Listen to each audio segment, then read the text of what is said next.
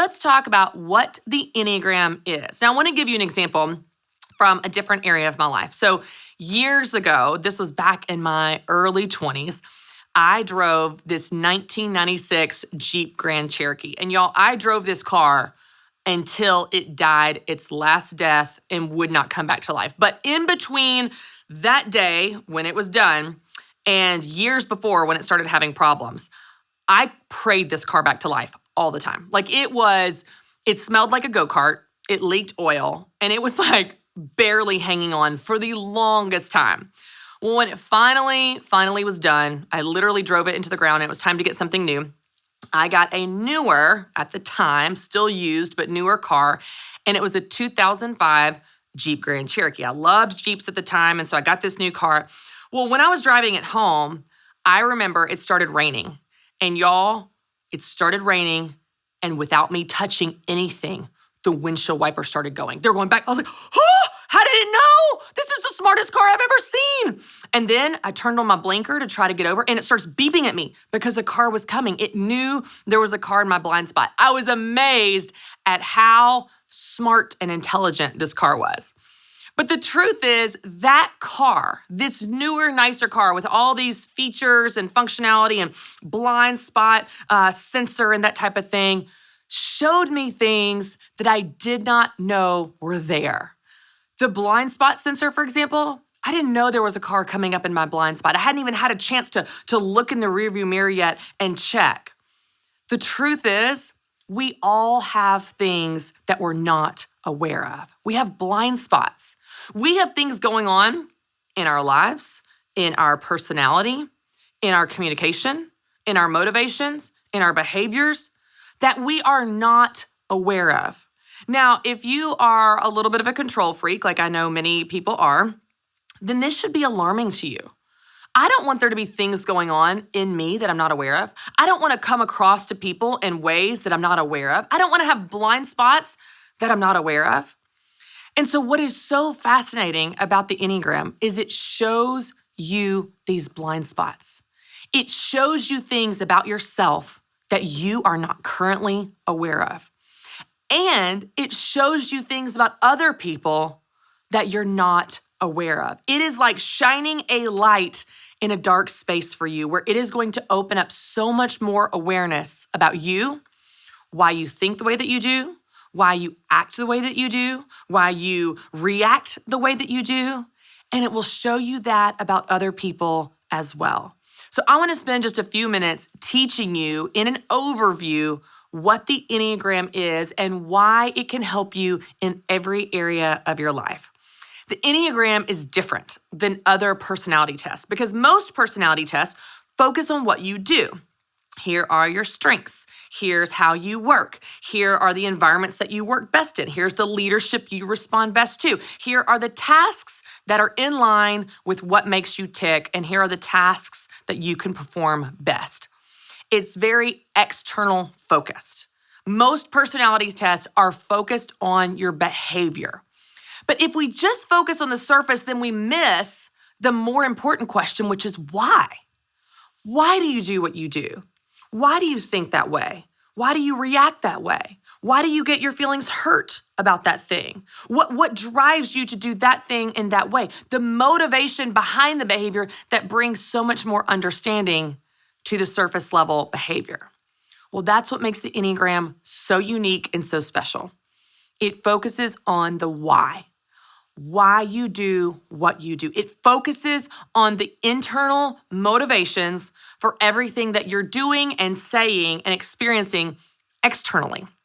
And so the Enneagram is broken down into 9 numbers. 1 through 9, there are 9 personality types. These are 9 unique perspectives on the world of how you think, act, behave, your motivations, your fears, everything that makes you tick from the inside out. And I'll tell you, my experience with the Enneagram is much like yours, I'm sure, for those of you guys that have been introduced to it or heard about it. People kept talking about it. Specifically, my good friend Rachel Cruz, who you guys know, Dave Ramsey's daughter, she kept talking about it. This was years ago. And I would hear people talk about it all the time. They're like, oh, well, he's a 4-wing 5, so you know. Well, he's a 9-wing 8, you know. So he did that because, you know, he's a 7. And I'm like, no, I don't know. What are you saying? What are you talking about? And I found that as they talked about this, I became so curious. Finally, I wanted to read about it. Finally, I wanted to learn this foreign language. And y'all, when I started to dig in, when I started to do a little bit of research and reading and understanding, my eyes were open and I was absolutely fascinated at how different this personality typing system was from all the others that I have taken through the years, which I love those as well, but this is different. There was one specific moment that I will never forget though. So I was reading The Road Back to You by Ian Cron, and I was getting my nails done. This was a weekend years ago, and I was reading the chapter on eights. Now, I had taken the personality test online, one of the free assessments, and I got several reports. One that I was a 7, which is kind of like the fun-loving, spontaneous personality, which I definitely connect with. And the other result I got was that I was a 3, which is very performer, achiever, driver, goal getter, just love to achieve and go for new goals. And I identify with that as well. Well, because I didn't know much about the Enneagram, I didn't know which one I related to more. I didn't really understand the differences. I was still getting introduced to it. But I remember sitting there at the nail salon getting my nails done, and I flipped the page and I'm reading the chapter on the number 8. Now, I didn't get any results that I was an 8, so I didn't know that I was or wasn't or whatever. The test was very brief that I took online, and it was a very short summary.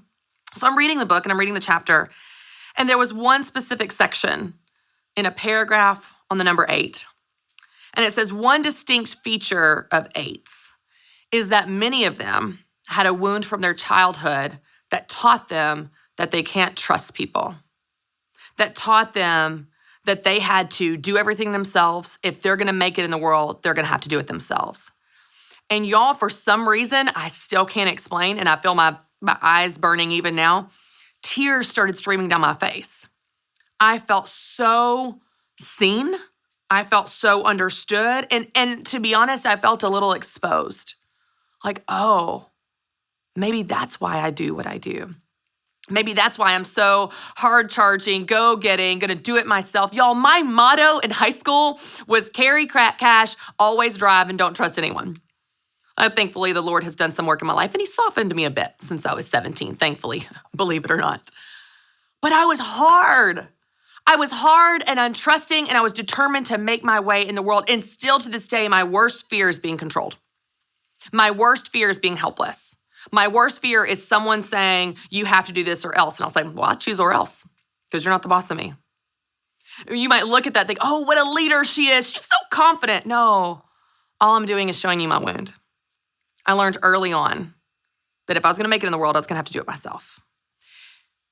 That moment for me not only made me realize that I identify most with the number 8, the 8 challenger personality type, but it helped me realize that there are deeper motivations in me that drive me to do what I do and think like I think that I did not realize were there. I did not realize how these internal motivations shaped my personality, my behavior, my thoughts, how I act, how I react. I read multiple different lines in this chapter on the number 8, for example, that I thought, well, that is exactly right. One of the things it said in the book is 8s feel so misunderstood. I said, yes! I'm not angry, I'm passionate. I'm not bossy, I'm helpful. What do you mean I'm bossy and angry? No, I'm passionate and helpful. 8s feel so misunderstood.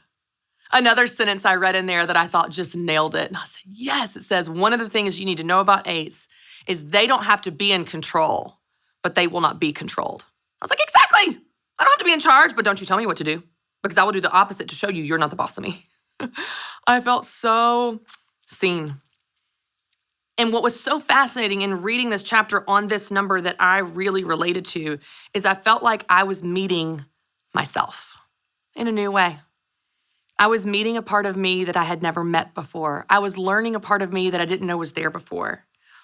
This was a tool to help me understand myself, to help me maybe change my approach when I come bulldozing into a meeting feeling so passionate, thinking, I don't know, let's rein it in. Everyone doesn't experience you like you think they do. They're perceiving you as angry and aggressive. Maybe you could just tone it down a bit. Smile some more. Ask people how they're doing before you tell them what you want to do. When you begin to learn your blind spots, when you begin to understand why you do what you do, you can grow and mature, and you can actually improve your weaknesses and maximize your strengths. I don't know what number you might identify with more than others. Everybody has different ones, and everyone is valid. I will tell you that reading and learning the Enneagram has helped me not only understand myself, it has unbelievably helped me understand others. Understanding my husband, who's a 5. Before I learned the Enneagram, I thought my husband just was not super excited or emotional about me. There was something about me that wasn't enough, that didn't evoke emotion from him. And then I just realized his personality is less expressive. That's okay. He shows love in different ways. I learned about my mom, who's the helper. She loves to feel needed. And so how can I affirm her and not make her feel like her only worth comes from how she can help?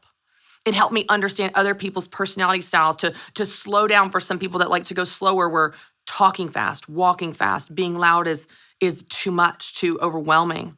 Maybe to speed up for people that like to talk fast and walk fast. And to be able to serve and lead and show up, and most of all, connect with others that are different from you. It's a tool. That's all it is. It's a tool to help you understand yourself and to understand others. And I think, regardless of what you think about the Enneagram, that's a pretty cool thing as we learn to walk together and become more like Jesus here on this earth.